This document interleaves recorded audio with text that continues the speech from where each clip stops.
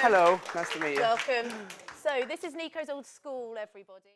How did you get into acting? I got into acting through my sister, actually. My sister started going to a drama class, like once a week, an improvisation class in Manchester called MSA, the Manchester School of Acting. And she came home one day and she was like buzzing that she'd done a really good scene. So I was like, come on, let me come down next time and try it out and stuff. And then like it sort of just, I carried on going like for a few months, and then I got an audition at Hollyoaks, and then that was where I went back and I had about 3-4 auditions, and then they went, yeah, you got the part, and I went down and they just went, you're gonna wear that wig, and that was it. That's how I started, really. Yeah.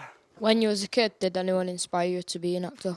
No one inspired me to be an actor. I just found something that I liked doing and that I liked watching, and I thought, you know what, I'll give it a go, and then it just sort of went from there. And then when I decided to give it a go, that was when I thought to myself, if I'm gonna give it a go, then I'm gonna learn the ins and outs of the craft and watch films and just research about actors and watch how actors are and watch interviews about actors, you know, because all these things help towards, you know, sort of doing it and so, because if you think about, say, doing a film in Hollywood, then maybe in 10 years' time it'll come. How do you learn so many lines in such a short period of time? Because I did Hollyoaks, where you learn, you know, like 15 scenes a day, and literally I was thrust into it with like no one telling you how to do it, or no one telling you what a mark was or an overlap or anything like that. You sort of, it just becomes natural to do it. So you learning it. First of all, you start running it with a friend or your sister or your mum or whoever, and then it just gets to the point where you read it a few times and it's like it's sort of sunk in, and then you sort of know the scenario, what's going on, and you know where you've got to get to. So say like you meet a girl at a prom and your objective at the end of it is you start kissing her or whatever.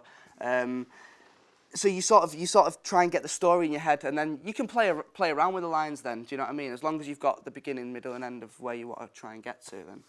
What advice would you give to aspiring actors? Some advice?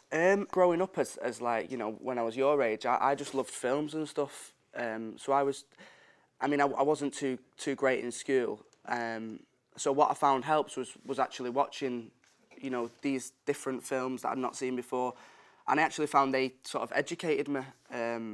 So, I mean, as far as advice goes, what I tend to do is just try and push myself and work as hard as I can and sort of, you know, if anyone says no to you, that, you know, that's not, don't take no for an answer, basically. On set where we've been filming, have you ever had an embarrassing moment? On Spike Island, the film that's coming out in, I think, May, there was a point where we were filming in like this freezing cold field in Liverpool, and it's about 5 lads. So bearing in mind we were all like messing about on set and stuff, and not in a good way, obviously, you know.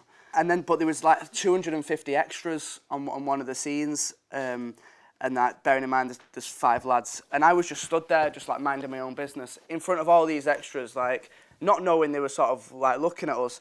And I just got like dudded in front of them all. Oh, it was awful. And it was freezing as well, so, you know. Do you think it's important if you want to move into doing feature films to do some short films first and kind of, you know? Yeah, I think it's important if you want to get into feature films in general, like to just try and get yourself out there and become part of, you know, making films and the process that it involves, like I said before, directing and producing, because anyone can do it. All you've got to do is get the camera together, get a little crew of you, and, you know, get a story, or you don't even need a script. Just come up with a few ideas and put it on a computer and edit it together, and then that is literally how you start editing and making films. And from that, you know, the only thing that gets better is the equipment and the budget of the films, and then I would encourage anyone to get into film anyway, because I think it's a great way to open your mind to things and, you know, become more creative. Have you ever considered doing theatre?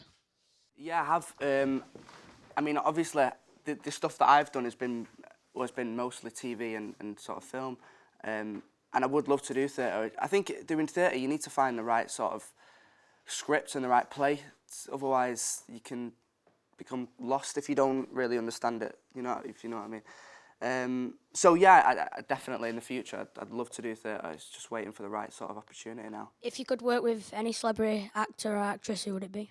I would love to work with someone like Ryan Gosling or, you know, DiCaprio. My ideal job at the moment would be to go abroad and do like a foreign film, because I speak Italian as well. But the main thing for me is getting the right script and the right like director, working with, because obviously with a good script comes a good director, and with that hopefully comes a good film. So yeah, I mean, there's, like yourself, I bet there's loads of actors you'd like to work with.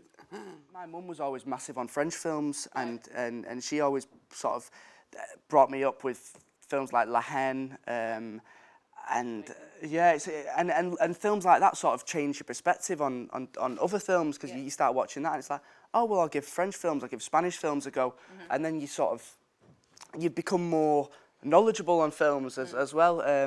And personally, I you know, I've started to wanting to make films now, more like short films and stuff like that, and that's all part of the creative process of being an actor, being in this sort of business, you know. I loved like Stand By Me. Right, yeah. You know, have any of you seen that, by the way? You see Stand By Me? It's a really good film club film. You can watch that in your film club, yeah. That's like, that. I mean, that's sort of what our film Spike Island is loosely based on. Okay. About, you know, 5 lads growing up, and it just tells a real story, doesn't it? And it gives you sort of an insight into these lads' lives, if you think. But I mean, another one of my favourite films is True Romance, just because I think like you can put it on and it gives you everything that you need to watch in a film. It's got everything that you need, you know, down from the acting, the directing, the shots, the story, the script. Everything is there for you, you know. Were there any sort of challenges that you faced along the way from, you know, getting from this point to, you know, buying a house in Prestwick? Yeah. Like when I first got the part on Hollyoaks, like I'm sure a lot of you would think, wow, it's amazing, you know, to sort of have a part on something like that. But it actually comes with quite a lot of downsides to it. As much as I loved it and it was like a massive family there for me, when you come out of something like that, people tend to like downgrade it and sort of don't give it the attention it sort of deserves as well, because the actors work hard on it, and it's a lot harder to shoot 16 scenes in a day, working 7 till 7, than it is to shoot 1 scene in a day. Do you know what I mean? Yeah. So people sort of look down on it and don't really, like, for instance, when I left Hollyoaks, I found it hard to get seen for a lot of dramas and films, and you know, and a lot of people do that leave soaps like Coronation Street and Emmerdale.